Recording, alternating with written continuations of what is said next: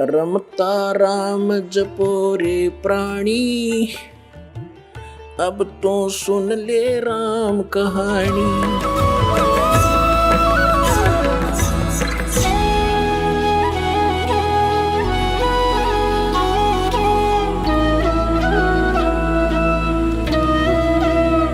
पहले तो ये कंसेप्ट क्लियर करते हैं कि अब कलयुग 5500 वर्ष बीत चुका है। 5500 वर्ष बीत चुका है। ये देखिएगा, एक पुस्तक है हिमालय तीर्थ। ये पुस्तक है हिमालय तीर्थ, इसका नाम है, और ये शंकराचार्यों के द्वारा लिखी गई है। जेपी नंबूरी, ये शंकराचार्यों का शिष्य है कोई। ये देखिएगा, जेपी नंबूरी उप मुख्य कार्याधिकारी श्री बद्रीनाथ केदारनाथ मंदिर समिति का, और ट्रैक्स एंड टूरस कलकत्ता से छपी है। ये यहाँ इसका और विस्तृत विवरण है इसके प्रकाशक और छापने वालों का। मुद्रक हैं गिरी प्रिंट सर्विसेज कलकत्ता। इसके 42 पृष्ठ पे लिखा है, देखिएगा,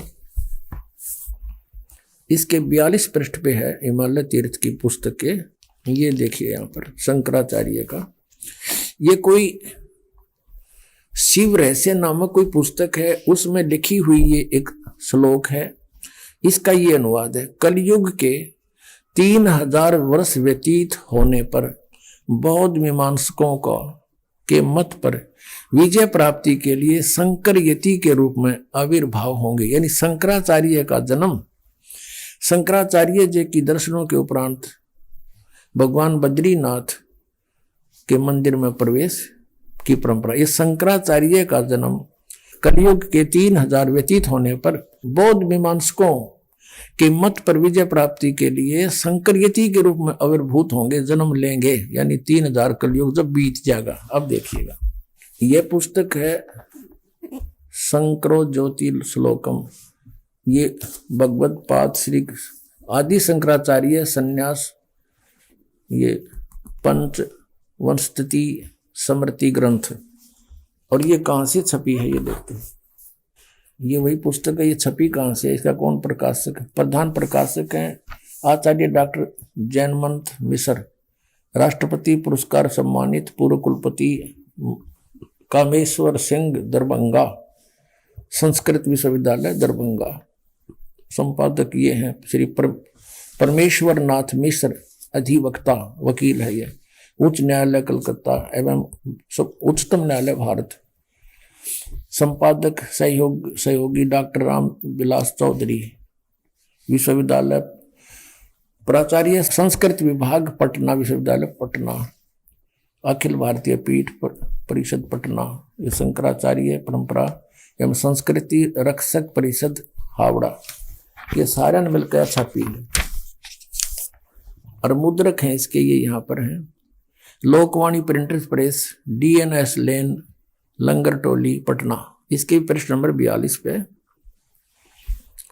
यहां लिखा है शिव अवतार भगवत पाद आद्य शंकराचार्य, यानी शंकराचार्य का जन्म इसके विषय में लिखा है। ये स्वामी निश्चलानंद सरस्वती जी महाराज के द्वारा लिखा गया है।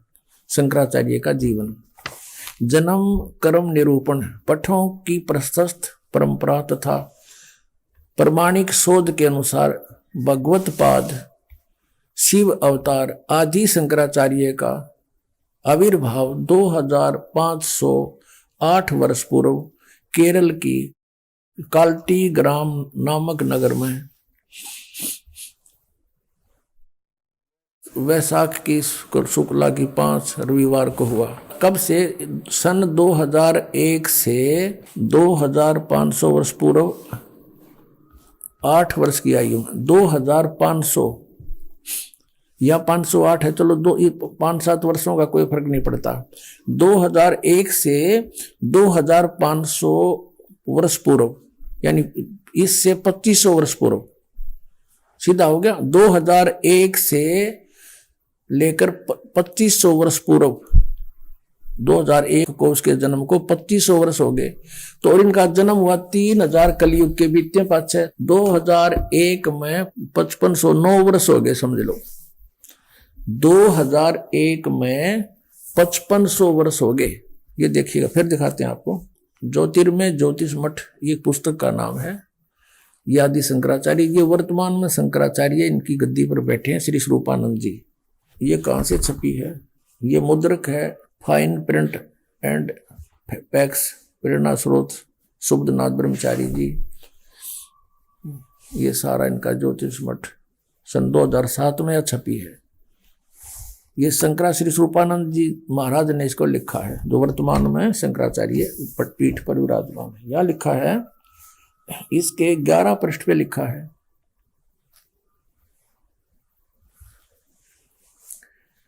आदि गुरु शंकराचार्य संक्षिप्त जीवन परिचय।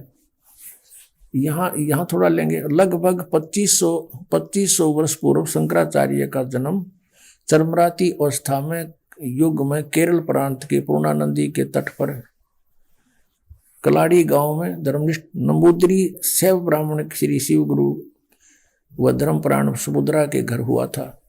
यहाँ देखिएगा, गुरु परंपरागत मठों के अनुसार उनका आविर्भाव काल पूर्व, आविर्भाव 508 यानी ईसा पूर्व, ये है काल ईसा पूर्व है ये, यानी ईसा जी से 508 वर्ष पूर्व इनका जन्म माना जाता है। तो ईसा वाली 2001 चल रही है, तो 2001 से 508 पहले युवाप हो गया, तो 2508 वर्ष समझो इसको, 2508 वर्ष हो गए।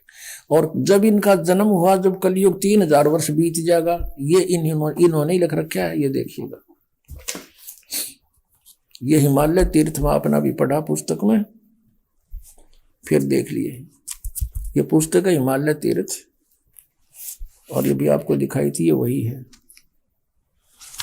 इसमें लिखा है कि इसके 42 पृष्ठ पर हिमालय तीर्थ, यहां लिखा है शंकराचार्य के विषय में कि कलयुग के 3000 वर्ष व्यतीत होने पर बौद्ध मीमांसकों के मत पर विजय पाने के लिए शंकरयति के रूप में आविर्भूत होंगे। यानी कलयुग के 3000 वर्ष बीत गए जब तक इनका जन्म हुआ। ईसा से 508 वर्ष पहले हुए, ईसा का 2001 चल रहा है, तो सारा कुछ मिला के अब कलयुग 2001 में 5508 वर्ष हो गए थे। और परमात्मा कहते हैं कलयुग बीते 5505 सन 1994 में दास को आदेश हुआ, 1999 में सतलोक आश्रम क्रोथा की स्थापना हुई, 2001 में दास को प्रेरणा मिली कि इन सदग्रंथों को देखूं, जिसमें लिखा है कि परमात्मा ने कहा वेद मेरा भेद है, मैं वेदन में नहीं, और जौन वेद से मैं मिलूं ये वेद जानते नहीं। तो दास ने फिर देखा भी, जो भगवान ने कहा कि मेरी जानकारी वेदों में मिलेगी, अवश्य मिलेगी, क्योंकि बाल्य का लिखा हुआ झूठा नहीं हो सकता। जब दास ने गहराई से श्रीमद् भगवद गीता को देखा, उत्तरे की, इसमें तो श्री कृष्ण जी का तो रोल नहीं है गीता ज्ञान देने में। 3 परमात्मा और हैं, सर्वपुरुष, अक्षर पुरुष, परम अक्षर पुरुष, और गीता ज्ञान दाता अपनी साधना को अनुत्तम कह रहा है। वो किसी और परमात्मा की शरण में जाने की लिए दृढ़ता से कह रहा है। गदगद हो गया दास, खुशी का ठिकाना नहीं रहा। और फिर देखा गहराई से, दोबारा अनुवाद किया उसका शुद्धता के साथ पवित्र गीता का, गहरी नजर गीता के नाम से, जो आपके कर कमलों में विद्यमान है।